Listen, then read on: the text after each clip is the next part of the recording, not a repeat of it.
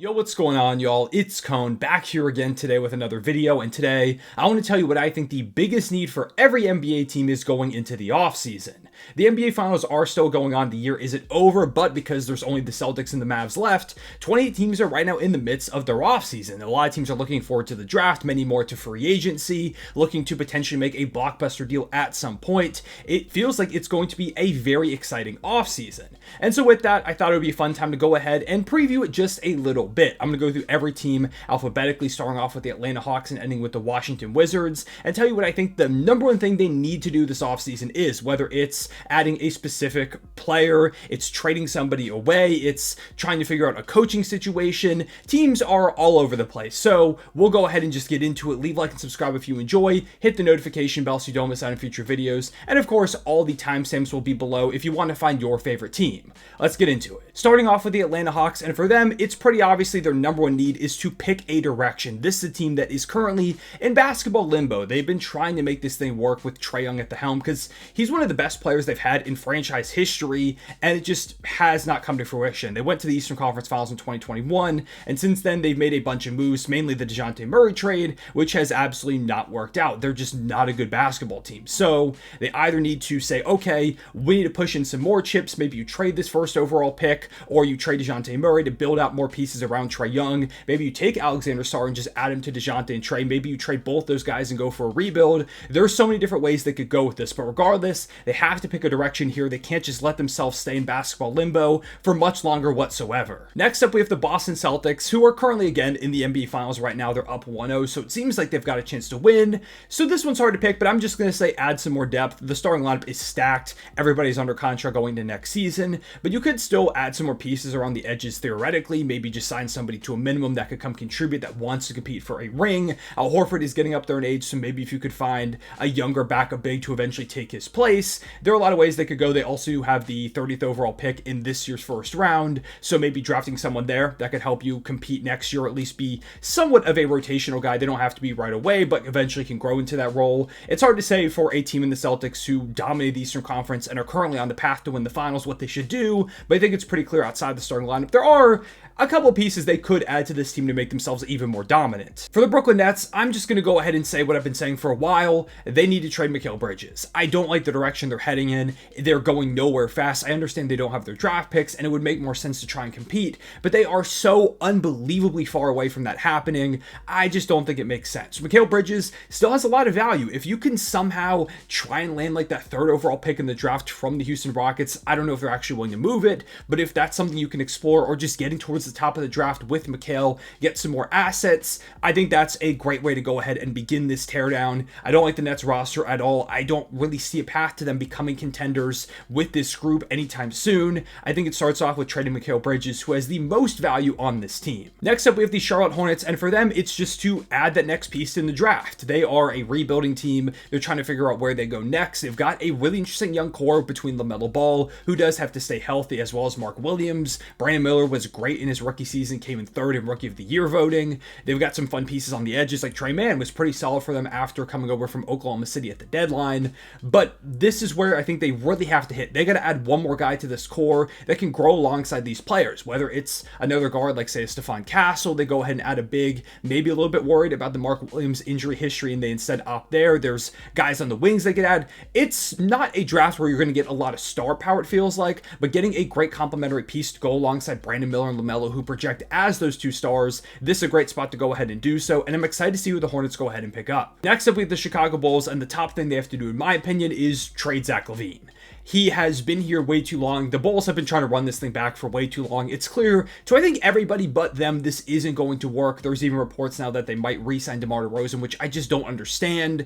I guess maybe if you can trade him throughout the season, sure. But if they're looking to continue this thing long-term with LaVine and Lonzo, presumably coming back, hopefully he is, and DeMar DeRozan and Vucevic, I feel so bad for Bulls fans. To me, the number one thing they should do, assuming his value is at absolutely zero, is trade Zach LaVine. Let Kobe White and Ayo Dosunmu run that backcourt. They were phenomenal as a duo in the second half of the season when Zach LaVine left the lineup. They brought that team to the play-in tournament. They were looking really good. Give them that chance to go ahead and run the show. Just tear this thing down, and I believe it all begins with trading Zach LaVine. Then we have the Cleveland Cavaliers, who pretty obviously their top priority is to convince Donovan Mitchell to extend. They have to do that because if they don't, they basically get reset to square one. Now, presumably, if Donovan Mitchell doesn't get extended, they're going to look to trade him. That's been all the reports we've been getting, and they can get a lot of value back for Donovan Mitchell. They'll still have Darius Garland, maybe Jared Allen, depending on if he gets moved or not. We'll see what they do with him. They'll still have Evan Mobley. Like, this will still be a good young team with a lot of upward potential and probably a ton of assets.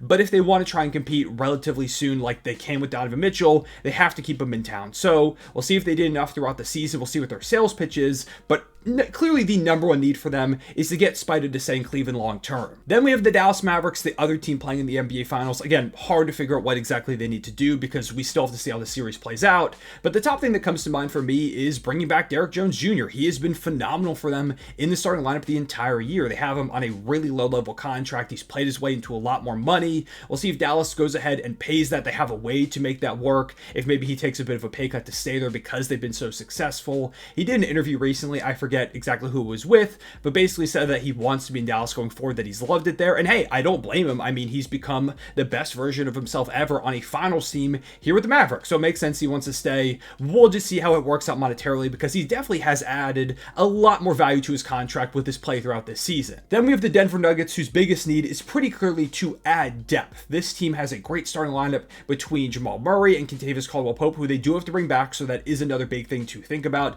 Might even be bigger than the depth. I went back and forth between those two, but I'll stick with the depth thing for now. MPJ, Aaron Gordon, Nikola Jokic, a stacked starting five, assuming everybody is back. But when you get to the bench, they've got some interesting young players like Christian Brown and Peyton Watson, but Peyton Watson, while he was really good defensively in the regular season, wasn't good enough offensively to play a ton of minutes in the playoffs. And then you take a look at guys like a Julian Strawther, for example, who's young and theoretically can help you out at some point, but he's not quite there yet. Like DeAndre Jordan was their second string center a lot of nights. Zeke Naji really didn't come into his own the way they needed him to. They lost Bruce Brown and Jeff Green this past offseason. They didn't go ahead and recover, and I think that was a big reason why they ended up losing against the Timberwolves. It's not the only reason, but I believe if the Denver Nuggets add a little bit more depth and shore up that second unit, they'll again be right back in the championship contention picture. And honestly, even if they don't do that much, they're still going to be there because you have Nikola Jokic. Then we get to the Detroit Pistons, and the need for them is just to add any talent. They have to get good basketball players in this program. They have a ton of cap space. They have the 5th overall pick, which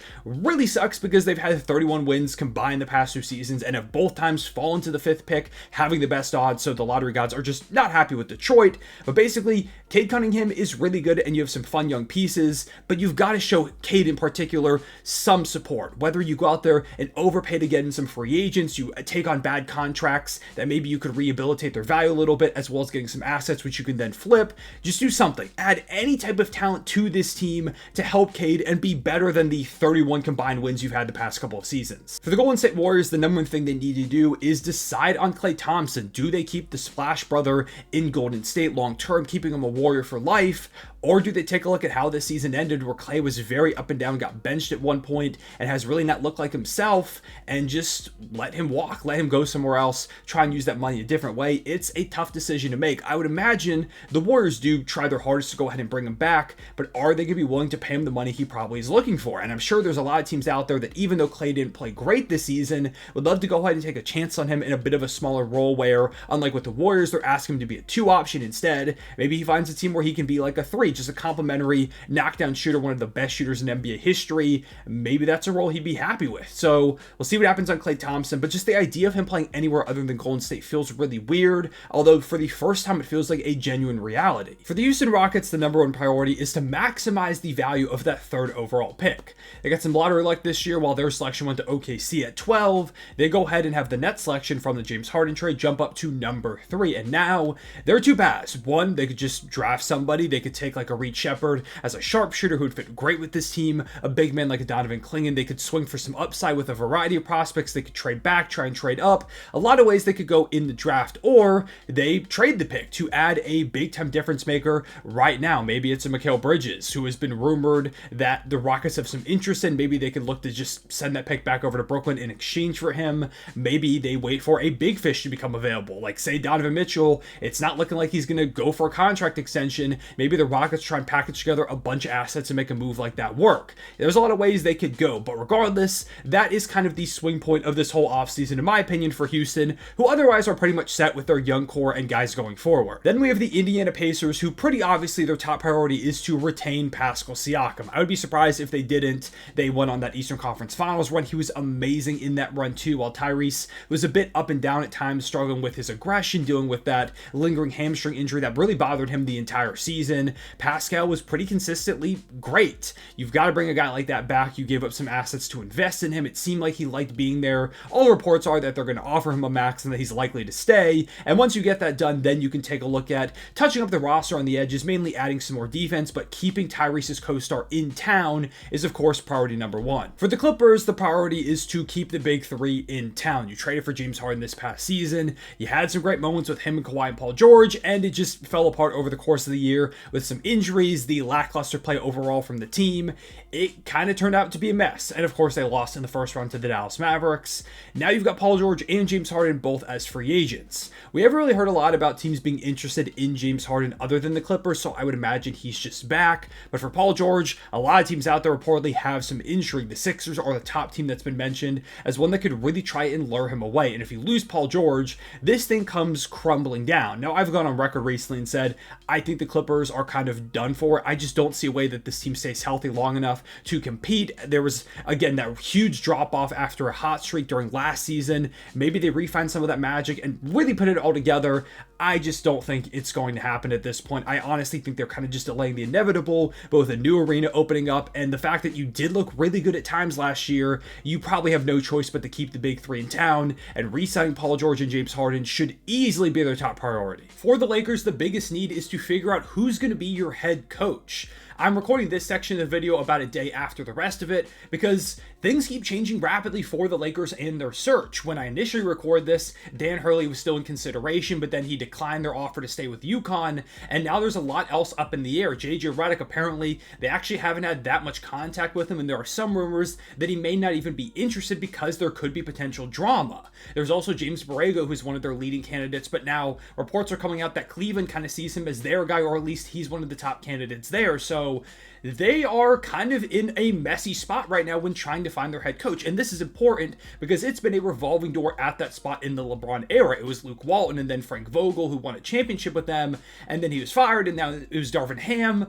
They've got to find somebody who's going to stick for the rest of LeBron's years here in LA, because I do think he's staying, as well as going forward to whatever next era they start to build up, whether it's surrounding Anthony Davis with young talent, or he ends up getting traded or leaving, whatever. They need to find somebody who's actually going to stick, and right now things are very in question. Next, for the Memphis Grizzlies, in my opinion, they've got to go ahead and add another big to this roster. They, of course, traded Steven Adams away throughout the season, who missed the entire year with injury, sent him to Houston, and now it's seeming like Jaren Jackson may end up playing the 5 next year. And honestly, I don't love the idea of that. I like him better as a 4. I do think it can work, but even if he does go there, I do think you need to add a bit more size, and maybe it's through the draft. It's been reported that they really like Donovan Clingan. I don't know if he's going to fall to 9, so maybe they trade up for him, but if they get him, that would be amazing. There have been some reports that they have interest in a guy like Nick Claxton. I don't know if he's leaving Brooklyn, but if that's a possibility, he would be amazing too. Isaiah Hartenstein would be awesome there, although I don't know if they're going to have the money to make that work. There are some interesting options out there, and of course, more lower level guys that don't maybe need someone who's a star in that role necessarily,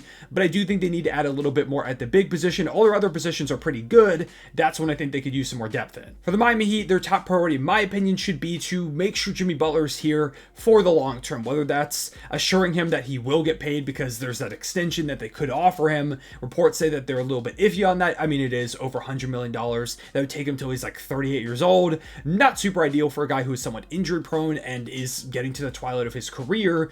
But what Jimmy has done for you over the past however many years since he's been here, 2 finals appearances, a bunch of Eastern Conference finals, some amazing playoff basketball. I think it makes sense to keep him here long term, whether that's offering that extension or again convincing him that you will end up paying him and assuring that he doesn't try to angle his way out of Miami like some of the reports say if he doesn't get that extension, because it does still feel like if they can just add one more star next to Jimmy and Bam, they can make this thing happen and actually win a finals with this group. Who knows if that actually happens, but I think you need Jimmy Butler here to go ahead and accomplish that sooner than later. For the Milwaukee Bucks, they obviously need to add some depth. They've got a talented starting lineup between Dame and Giannis and Chris and Brook. They've got Bobby Portis off the bench, Malik Beasley, who was really good shooting the ball this season. They've got some great pieces, but it wasn't enough really at all throughout the regular season to keep up with Boston. In the playoffs, maybe things would have changed, but I don't really think so. There are some question marks surrounding that group, especially how Dame wasn't really himself this season and injury issues with like Brook and Chris, as well as aggression from both of them because they're getting up there in age. Giannis is really the only surefire guy, but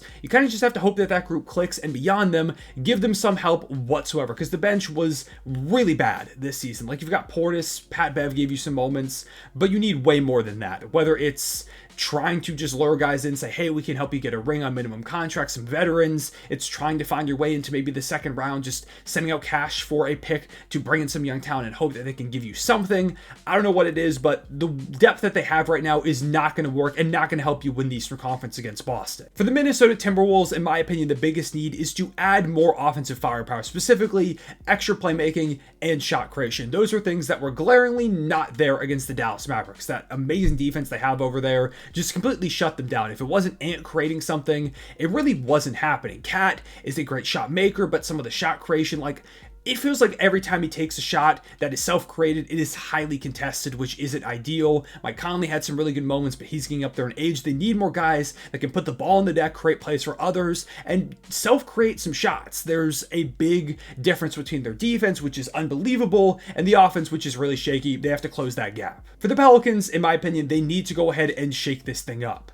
They've tried this thing over and over again with slight differences, whether it was, Lonzo Ball one year, and then they brought in CJ McCollum, and now they've got Herb Jones in the fold, as well as Jonas Valanciunas at the big man spot after it was Steven Adams. Like, they've definitely changed some things up, but for a majority of it, it's been Brandon Ingram, Zion Williamson, and some supporting pieces. And they had a good season a lot of this year. They had a great start to last year, but injuries always seem to strike, and it seems like they're ready for a change. Reports are that they don't want to offer Brandon Ingram a lot of money. Maybe he gets dealt to a different team, and Zion is like the lone star, or that you trade him for a different star. You put some pieces together because you do have a lot of interesting assets to bring another star player in. Is CJ McCollum still here? Do you bring back Jonas Valanciunas? A lot of question marks, but regardless, they just really can't run back the same team, in my opinion. It's clear that they were not good enough. You have to make some kind of change happen. Then we get to my favorite team, the OKC Thunder, and for them, I think it's just to put the cap space to good use. This is the last chance to use a lot of money here in an offseason, because pretty soon you're going to have to extend Jalen Williams and Chet Holmgren. Shai Gilgeous-Alexander's making a lot of money. That number's only going to go up. You've got to pay guys like Aaron Wiggins and Isaiah Joe, give money to Casey Wallace at some point. You have a young team that is going to become very expensive very fast. So this is your moment to either go out there and make a splash in free agency, overpay somebody potentially to lure them to Oklahoma City, or that's a big man like, say, an Isaiah Hartenstein, who I like a lot, or maybe you just try and use that to facilitate a trade where you absorb someone's contract almost entirely, almost only sitting out like draft picks and young players that don't have big contracts that are under team control. There's a lot of ways you can use this cap space, but regardless, they have to make some type of significant use out of it, in my opinion. For the Orlando Magic, the obvious need is to add some shooting to this team. They somehow almost managed to win a playoff series despite having abysmal spacing for their guy in Paolo, who was ridiculous in that first playoff series. They have to give him some help and open up the game, whether that's throwing money at a free agent like a Klay Thompson, for example. That's a name that I know is mentioned a little bit. Paul George has been mentioned too. I don't know if you get him there, but guys like that can just knock down those shots and play really well off of Paolo should be the guys you're looking for, like a Malik Monk, maybe, even if you want to spend money still, or you could just do it in the draft as well as some free agent pickups. But regardless, please get Paolo some spacing whatsoever. For the 76ers, the biggest need is to fill out the roster because they have like literally nobody on it going into the offseason. But I guess more specifically, make a decision about a third star. There has been reports that they're interested in like a Paul Paul George, maybe a Brandon Ingram, for example, a lot of those wing guys to team up with Tyrese Maxey, who's going to get a lot of money here in restricted free agency soon, and Joel Embiid. This is their chance to go ahead and really reshape the roster. Again, nobody's out there. They have a bunch of cap space.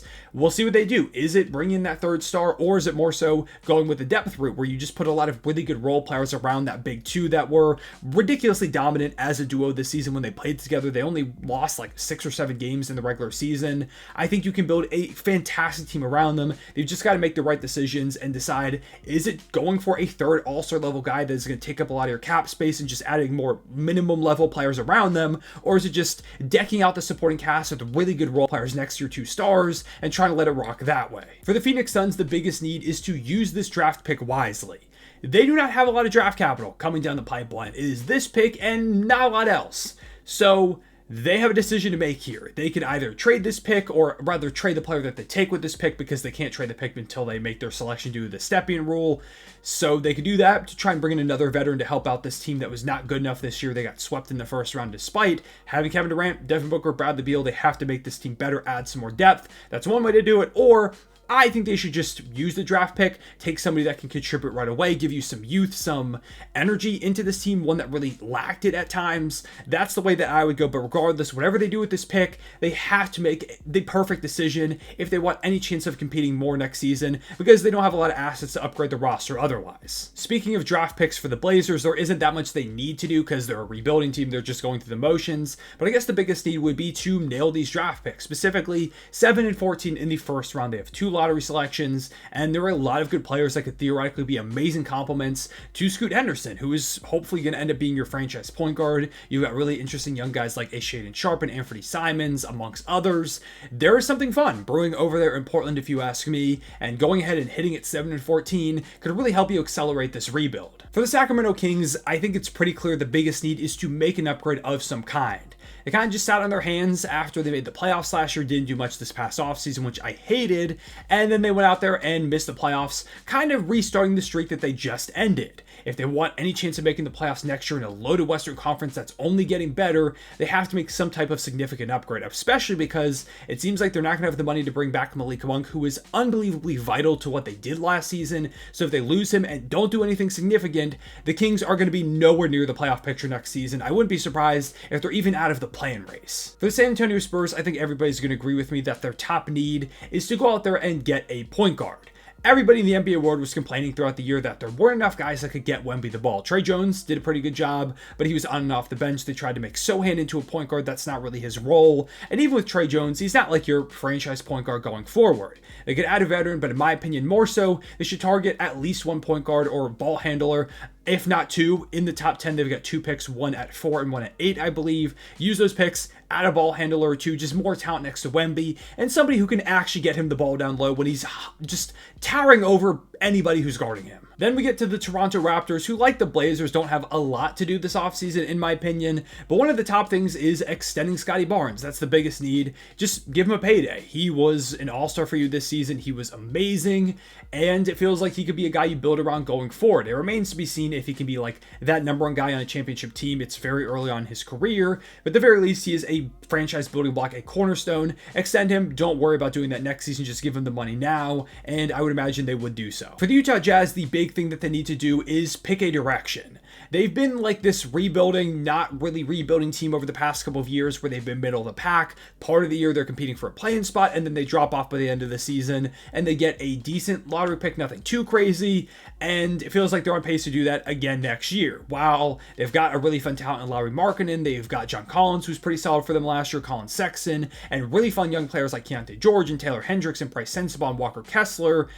They feel very far away from competing for a championship. Now, some reports have said that ownership wants to accelerate that timeline. They want to be more competitive and make some splashes, and they definitely have the assets to pursue guys that become available, but it feels like they're just so far away from the upper echelon of Western Conference teams. I don't know if that's the right decision. We'll see what they end up doing, but regardless, they have to commit to some path. Are they going to continue in this rebuild? Are they going to accelerate? Are they going to take a step back? Would they consider trading Lauri Markkanen to let themselves get to the bottom of the draft, which next year seems to be really good with like a Cooper Flag at the top of it?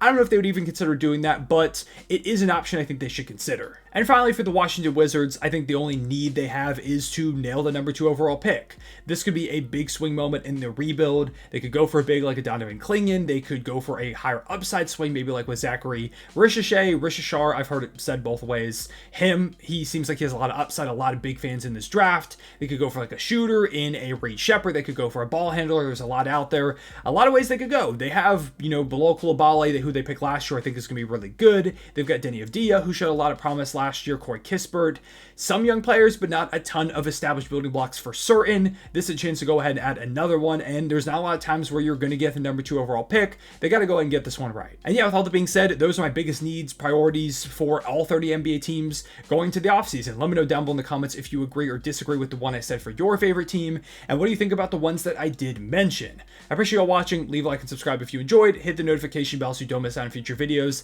Let me know other ideas you have for these every team videos. I really like making these a lot in the offseason, so definitely do expect more. As well as with us getting close to the end of the season entirely, I want to do some more historical retrospective stuff like I've done over the past 2 summers. So if there's any historic moments, teams, just in general NBA topics that you want to see me talk about, definitely let me know down below in the comments too, and I'll try and keep some of them in mind as we get to the summer. With all that being said, I appreciate you watching. I'll see y'all later. Real one, say it back.